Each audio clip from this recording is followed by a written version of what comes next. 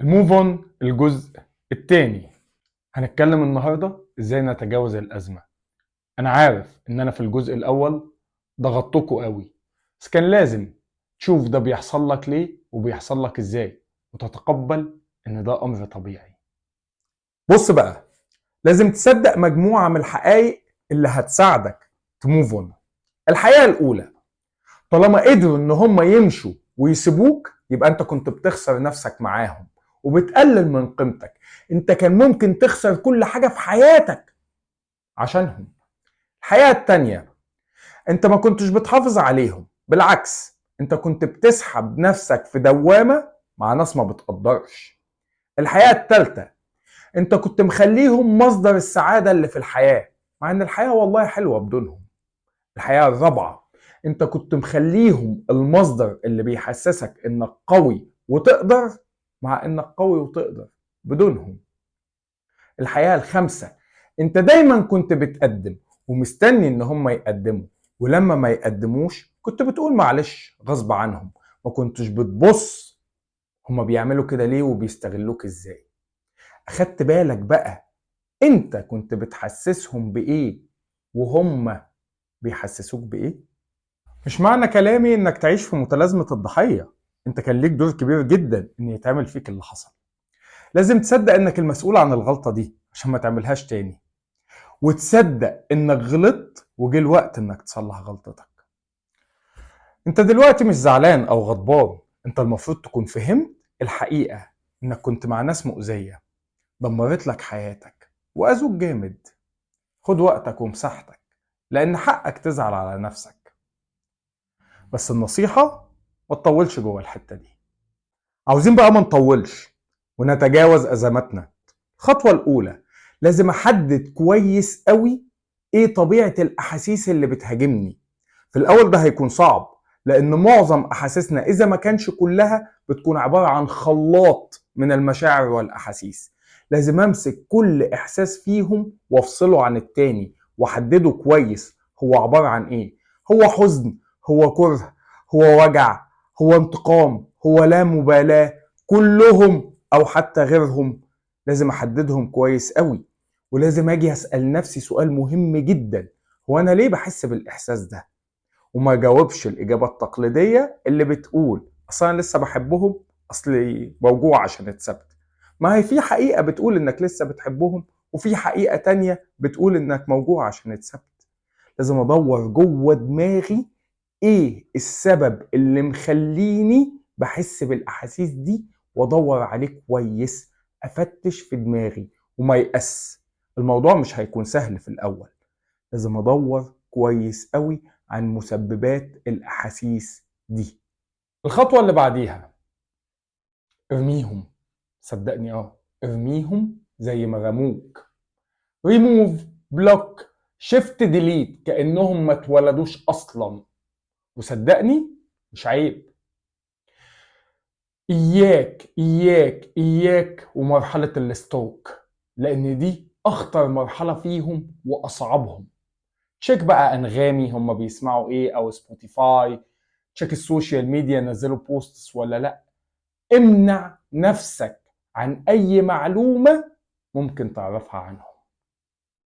الخطوة الثالثة، امسح اي ذكرى ممكن تفكرك بيهم. شات، صور، اغاني، هدايا، اي حاجة. هتقولي انت بتطلب مني طلب صعب، هقول لك انا عارف اني بطلب منك طلب صعب، بس مش مستحيل. بدونه الموف اون هيبقى مستحيل. حاول انت شخصيا ما تفتكرهمش او تتكلم عنهم. لو كنتوا بتشتغلوا مع بعض، حاول تدور على شغل جديد، او على الاقل تغير السيكتور او الديبارتمنت اللي انت بتشتغل فيها. لو كنتوا عايشين مع بعض، حاول تعزل. ما تقدرش، غير من ستايل البيت وترتيبه. غير ستايل اوضتك اللي انت كنت بتكلمهم منها. حاول ما تلبسش اللبس اللي كنت بتلبسه معاهم وانت خارج معاهم. ما تخرجش في نفس الاماكن، ما تسمعش نفس الاغاني. حاول تمحي اي ذكرى تفكرك بيهم. رابع خطوة، لازم تجهز نفسك على السيناريو الأسوأ اللي ممكن يحصل. انهم ممكن يعملوا اي حاجة عشان يضايقوك، مش شرط ان ده يحصل، بس لو حصل تبقى جاهز ليه. هتقولي ابقى جاهز ازاي؟ هقولك بالتجاهل. انت ناسي ان احنا من شوية عملنا لهم شيفت ديليت؟ لازم تتوقع ان هم هيبقوا مع حد تاني واسرع مما تتخيل. حقك انك تزعل، مش هقولك لا، بس اللي يفرحك ان ربنا بعدهم عنك، واللي يفرحك اكتر ان هم مش قادرين يكملوا حياتهم غير لما يجيبوا حد يسندهم. معناها انك كنت فارق، بس مع الناس الغلط. خامس خطوة، جهز لي بقى كده كشكول وقلم عشان عندك التاسك دي كل يوم بالليل. فاكر مشاعرك اللي اتكلمنا عليها في اول خطوة، اللي انت كنت قاعد بتفصصها؟ اكتبها في ورقة وما تقراهاش. اسأل نفسك سؤال مهم: هي كانت ايه اهدافك من العلاقة دي؟ وهم كانوا بيحققوا اهدافك ولا انت اللي كنت بتحقق اهدافك واهدافهم؟ واكتب ده. اكتب عيوبهم اللي كانت بتضغطك واقراها مرة في اخر كل اسبوع. اكتب عيوبهم اللي كانت تخلي الموضوع ده ما يكملش واقراها مرة في اخر كل اسبوع.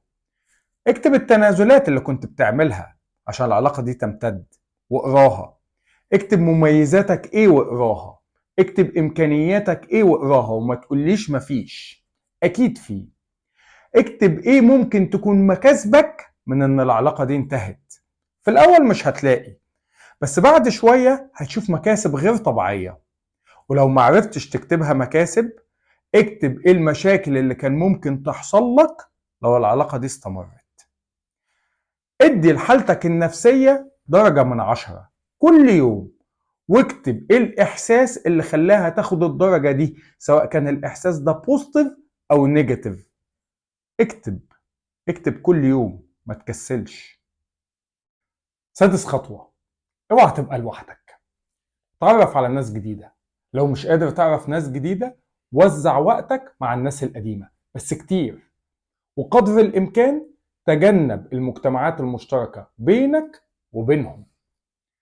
خلي العجلة ماشية، ما توقفهاش، ما توقفش حياتك. صحيح هي مش هتبقى ماشية بنفس الكفاءة، بس على الأقل هي ماشية. اتعلم حاجة جديدة وانجح فيها، عشان نجاحك فيها ده هيرضي الايجو سيستم بتاعك. اشتغل وانجح. اشتغل اشتغل اشتغل، وافرح باللي بتوصل له.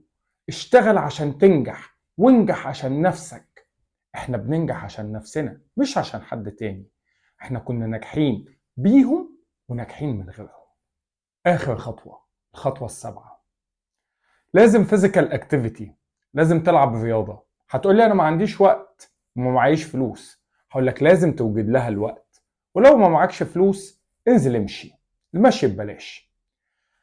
physical activity هيحفز مجموعة من الهرمونز. لو تفتكروا احنا مدمنين مجموعة من الهرمونز، فنساعد بهرمون تاني يجي من الفيزيكال اكتيفيتي. ارجع اهتم بنفسك واهتم بمظهرك. ارجع زي ما كنت charming elegant. ولو بنت ارجعي يانج ليدي. انتوا محتاجين ده. اهتمامنا بنفسنا بيساعدنا. اصبر وما تستعجلش النتائج، لان الطبيعي ان الموضوع ياخد وقته، وده بيعتمد على درجة صدق احساسك معاهم. بس مهما كانت احاسيسك صادقة، هيجي الوقت والموضوع هيخلص. عارف انك هتبقى تايه ومش قادر تعمل كل الخطوات اللي احنا قلنا عليها، بس ابدأ بواحدة والباقي هيجيب بعضه. صدقني لو عملت كل الخطوات اللي احنا قلنا عليها هتموف اون. ما اقدرش اديك وقت محدد، بس كل ما كنت انت مركز كل ما الوقت ده ما هيقل. نصيحة: اياك والريباوند. اللي ما يعرفش منكم ايه هو الريباوند هنعمل حلقة كاملة عنه. قبل ما تظلم وتأذي حد معاك، فوق الأول. في الآخر، احنا مش بنعمل موفينج اون عشان خاطر احنا نسينا. احنا بنعمل موفينج اون عشان اخترنا السعادة بدل الوجع. عشان احنا ما نستاهلش الوجع، ونستاهل الأحسن دايما، وعارفين ان ربنا شايل لنا الأحسن وأكيد هنشوفه. وهيجي يوم وهنفتكر وهنضحك وهنقول الحمد لله. لو عجبكم الكونتنت مش هوصيكم لايك فولو شير سبسكرايب. شكرا ليكم. سلام.